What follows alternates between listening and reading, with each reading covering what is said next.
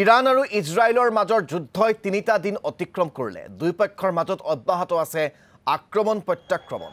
শনিবাৰে নিশা ইৰাণৰ ড্ৰোন আক্ৰমণত ধ্বংসপ্ৰাপ্ত হয় ইজৰাইলৰ কেইবাটাও আৱাসিক অট্টালিকা। এই আক্ৰমণত ১৪জন লোক আহত হোৱা বুলি জানিব পৰা গৈছে। ইজৰাইলৰ মুখ্য সামৰিক ঘাটিটো আক্ৰমণ কৰাৰ দাবী কৰিছে ইৰাণে। অৱশ্যে ইজৰাইলৰ ফালৰ পৰা এতিয়ালৈকে এই সম্পৰ্কত কোনো নিশ্চয়তা প্ৰকাশ কৰা নাই। ইয়াৰ প্ৰত্যুত্তৰত ইজৰাইলেও অব্যাহত ৰাখিছে আক্ৰমণ। মূলতঃ তেহৰানৰ তৈল ভাণ্ডাৰক আক্ৰমণৰ লক্ষ্য কৰি লৈছে ইজৰাইলী সেনাই। শনিবাৰে নিশা ইজৰাইলৰ মিছাইল আক্ৰমণত ধ্বংসপ্ৰাপ্ত হয় তেহৰানৰ দুটা তৈল ভাণ্ডাৰ।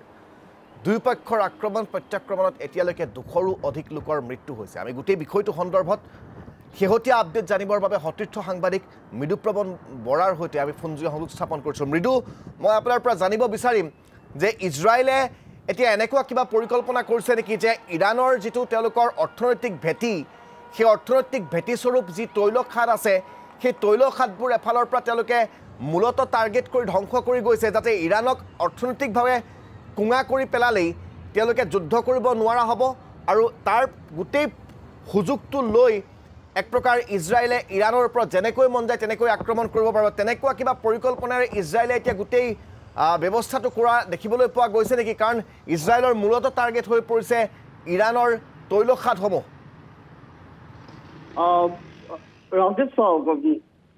এই যি আক্ৰমণ আজি ৪৮ ঘণ্টা বিগত ৪৮ ঘণ্টাই ধাৰাবাহিকভাৱে চলি আছে আৰু আপুনি ইতিমধ্যে কৈছে যে ইৰাণক অৰ্থনৈতিকভাৱে মষিমূৰ কৰিবৰ বাবে বা অৰ্থনৈতিকভাৱে দুৰ্বল কৰিবৰ কাৰণে চেষ্টা চলিছিল। নিঃসন্দেহে এয়া চেষ্টা চলিছে। বিশেষকৈ ইজৰাইলৰ যিগৰাকী প্ৰধানমন্ত্ৰী বৰ্তমান বেঞ্জামিন নেতানয়াহু, এই বেঞ্জামিন নেতানয়াহুৱে বাৰম্বাৰ কৈছে যে মানে ডাঙৰ কিবা এটা হ'বলৈ গৈ আছে বা এটা অধিক ভয়ংকৰ এটেক কৰিবলৈ গৈ আছে ইৰাণক। এই কথাষাৰ তেওঁ বাৰম্বাৰ কৈ আছে আৰু সকিয়নি দি আছে ইৰাণক যাতে ইৰাণে যিকোনো প্ৰকাৰে তেওঁলোকে বৈধতা স্বীকাৰ কৰে বা ইৰাণে আত্মসমৰ্পণ কৰে ধৰণৰ এটা বা শান্তিৰ কথা আহে, এই আলোচনাখিনি যাতে ইৰাণে বিচাৰে, তাৰ পৰিৱৰ্তে যদি তেওঁলোকে প্ৰত্যুত্তৰ দি থাকিলে কিন্তু যি ইজৰাইল, সেই ইজৰাইল যে ক্ষান্ত নহয় সেই কথা ইতিমধ্যে স্পষ্ট হৈ পৰিছে। আৰু বিগত ৪৮ ঘণ্টাই যি ধৰণে আচলতে প্ৰত্যাক্ৰমণ আৰু আক্ৰমণ চলি আছে দুয়োখন দেশৰ মাজতে, এফালে ইজৰাইলৰ আপোনাৰ অপাৰেশ্যন ৰাইজিং লায়ন, আনফালে ইৰাণৰ হৈছে অপাৰেশ্যন ট্ৰু প্ৰমিচ, অৰ্থাৎ এই দুইটা অপাৰেশ্যন সমান্তৰালভাৱে চলি আছে। আপুনি ইতিমধ্যে দৰ্শকসকলক জনাইছে যে কি ধৰণৰ পৰিস্থিতিৰ উদ্ভৱ হৈছে।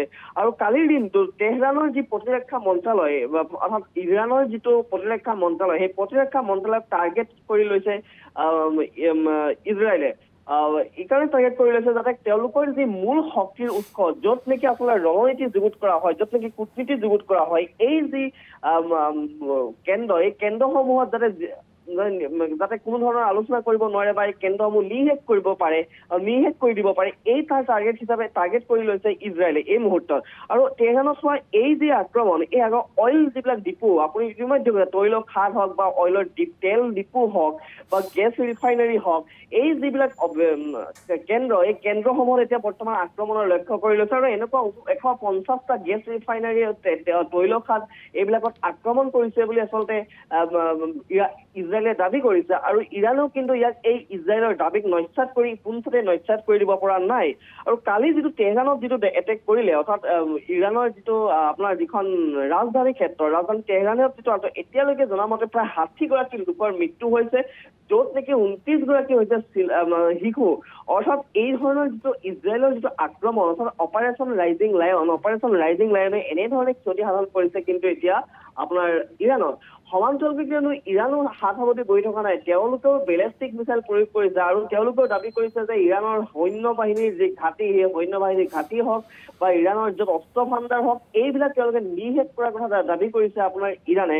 যাৰ বাবে আপোনাৰ গোটেই ব্যৱস্থাটো বা তাৰ যি দুয়োখন দেশৰ যিটো যুযুধান ৰূপ যিটো স্থিতি, এই স্থিতিটো ভয়ংকৰ হৈ গৈছে।